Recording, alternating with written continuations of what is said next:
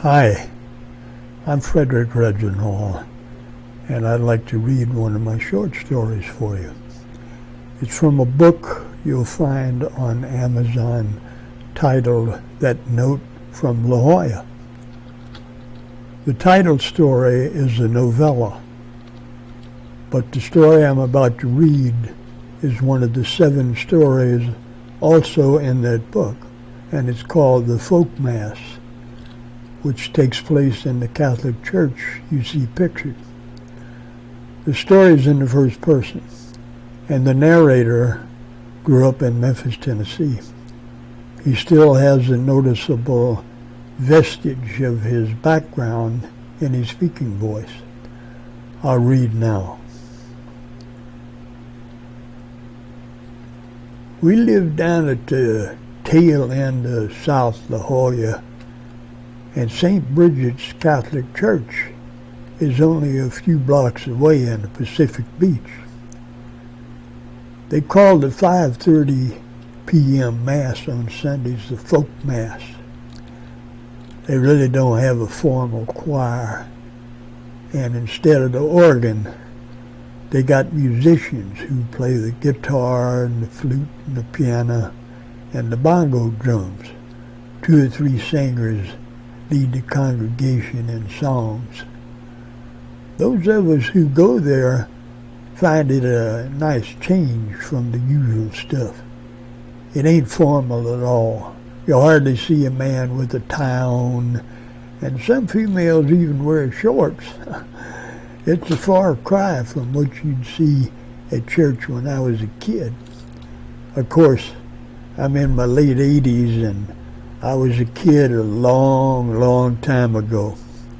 It was a different world then, one I sometimes wish I could go back to. On the other hand, it's a world I'm glad I got away from. There wasn't any Trumps or Obamas or Putins, and no little funny-looking rocket man, just a crusty Harry Truman and a villain with a mustache called Adolf Hitler. As a 9-year-old, you might have found me sitting with my mama at Bellevue Baptist Church in Memphis, Tennessee. The preacher then was Dr. Robert E. Lee, and his sermons went on for what seemed like forever to me. And if anybody got up and started to leave before he finished, you could count on hearing Dr. Lee yell out, "Lock them doors so them sinners can't get out. They need to hear what I'm saying." Every man there wore a tie, and every woman had a hat on her head. Long about 5 years later, when I was 14, you'd find me kneeling with my mama at Calvary Episcopal Church in downtown Memphis. The minister there was Dr. Theodore Barth. He said his words in a smooth, baritone voice with a New England accent. Later on, he became the Bishop of Tennessee.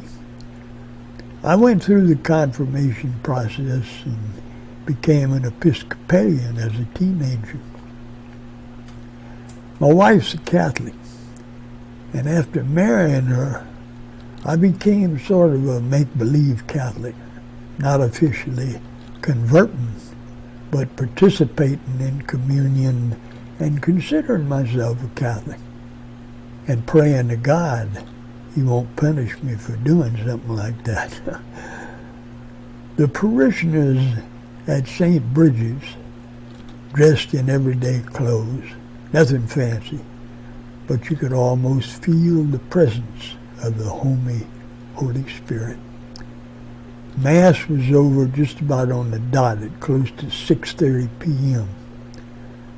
My wife and I sat in what they call the North Transept. It's a small section with seats at 90 degrees to the altar. We left through a side exit near where we always parked. Our car was close enough to the exit so I didn't need no cane. We came in our 95 Honda Accord, and because of my health condition, she drove our car.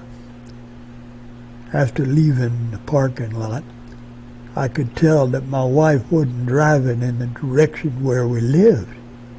"You got to go to the store?" I asked. "We need milk. I'll go to Ralph's." "Vaughn's is closer," I reminded her. A gallon of milk at Vaughn's is $4.49. At Ralph's, it's $2.79. We need 2 gallons. She's a doggone expert on prices, so I went along with her. "Okay, Ralph's it is." We passed the post office, drive-by drop box, and I remembered and spoke up. "I should have brought Netflix envelope so the DVD would be picked up early in the morning. Now it's going to sit in our mailbox until the mail carrier comes around 3 o'clock tomorrow afternoon." She giggled. Maybe dementia is creeping up. "Everything else has hit me. It's about time for dementia." I was referring to my present physical condition. 3 years ago, I had a urinary tract infection followed by a spinal operation. I went about as far as you could go without dying. The doctors told my wife and my sons there wasn't nothing else they could do for me to get ready for the worst. A priest performed the last rites for me. I was one of them cases you see in the movies where the breathing body lays in bed with tubes and electronic stuff plugged into it. I couldn't do nothing for myself. It all had to be done for me. But I still had a heartbeat. So they had a hospital bed put in our dining room, and there I was, breathing with a heartbeat and nothing more, except for a loving, caring family. Under the circumstances, what more could I ask for? In 2005, I fed morphine to my 97-year-old mama, making sure it went under her tongue. She was close to dying and begged me not to put her in the hospital. Her doctor agreed. Naturally, I thought of that and her. The notion of being a drag on my family week after week bothered me. I wanted morphine, and I asked for it. Without pain, they won't give it to you, and I didn't get any. My best friend and my wife and my sons talked me into at least trying to survive, and that meant eating food and not getting fed through a tube. I also prayed along with them, and God must have come in there somewhere. Starting with baby food, I got where I could eat soft vegetables and tender meat. My strength started coming back, and with the help of an amazing physical therapist, I was able to sit on the side of my bed. A few weeks later, I could shuffle to the bathroom and to my computer and do a little bit of exercise.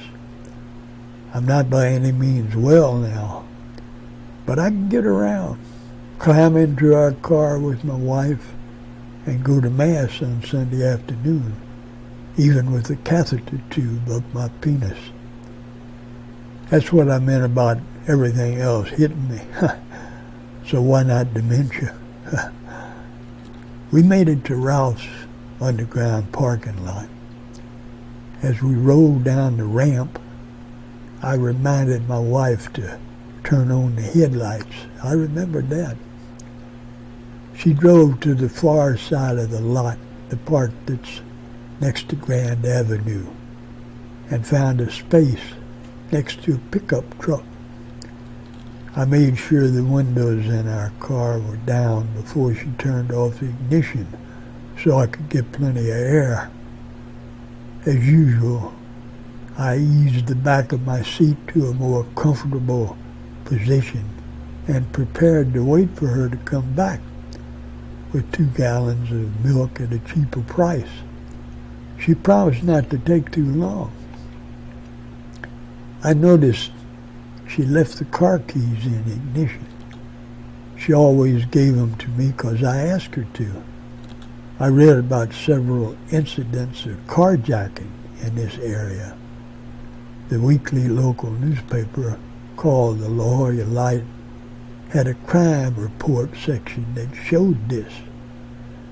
Since a blood thinner was one of my prescriptions, I tried to avoid a lot of stretching and straining on my intestines, and reaching over and getting a set of keys out of the ignition would cause me to stretch quite a bit.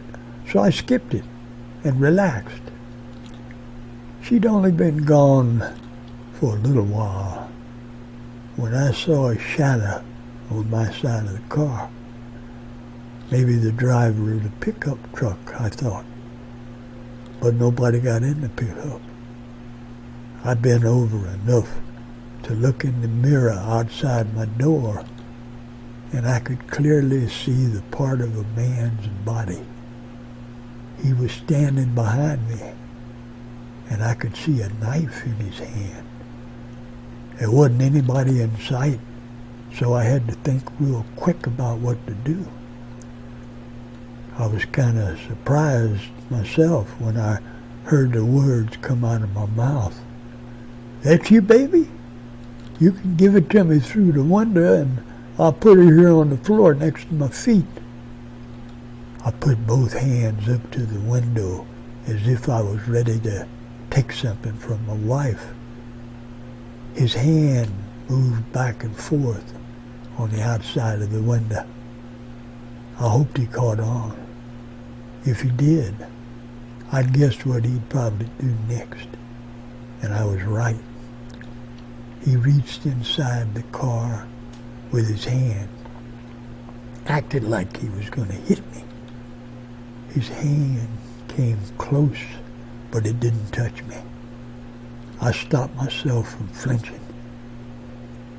"Get out of the car, mister, and don't make a sound. If you do, I'll hurt you.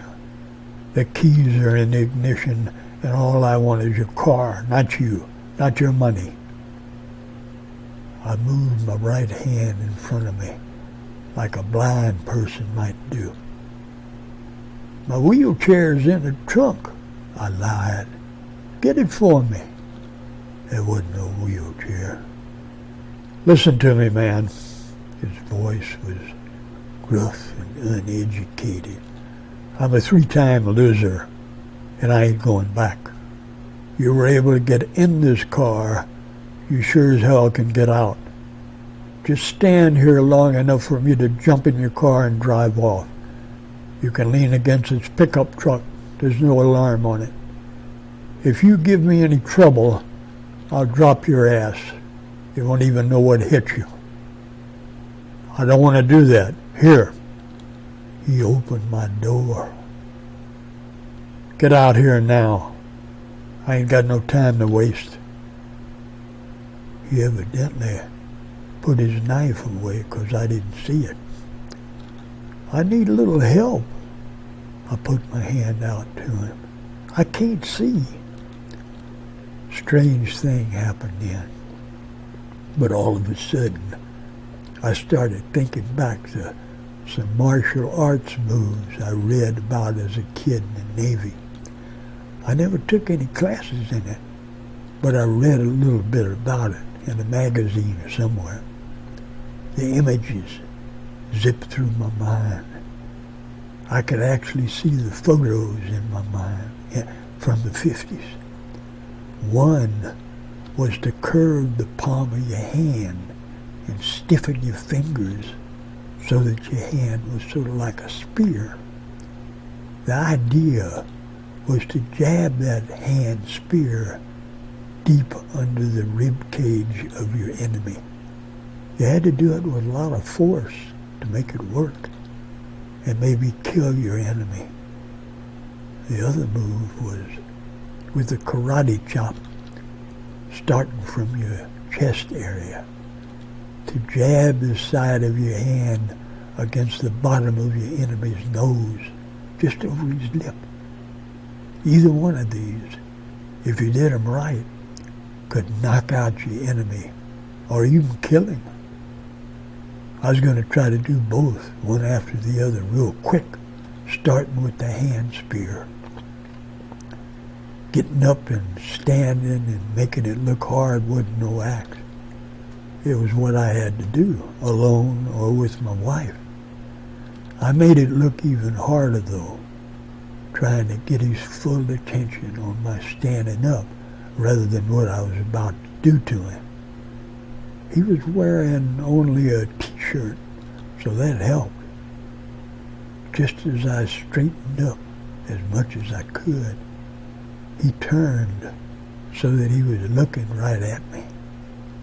My mind went into automatic drive, and I concentrated on nothing but the hand spear and the karate chop. I wasn't as strong as I used to be, but I drove my spear into him with every ounce of strength I could come up with. He made a strange sound with his mouth and bent over a little bit in my direction. I cocked my arm and I let loose with a karate chop that stung my right hand. I hit him exactly where I wanted to, right under his nose. There wasn't any sound from him now. He fell over backwards, hitting his head on the pickup truck, then fell down completely on the concrete. Blood started squirting out of his mouth and nose. I was staring at him when my wife came with the milk in a cart on the other side of our car. "What are you doing out of the car? Is something wrong?" She left the cart and the milk and came to me and screamed when she saw him. Other people started coming after hearing her scream. "What happened?" Take it easy, baby, please. I'm going to tell you what happened in a few minutes. First, let me make a phone call. I reached in my pants pocket and got my little cricket phone. Then I did something I'd never done before. I called 911. I heard a voice at the other end, but I really didn't understand it. When the voice stopped talking, I said, "I think I just killed somebody. As long as I live, I'm never going to forget the look on my wife's face." That's the end of the short story. Hope you'll read the rest of my book and the others.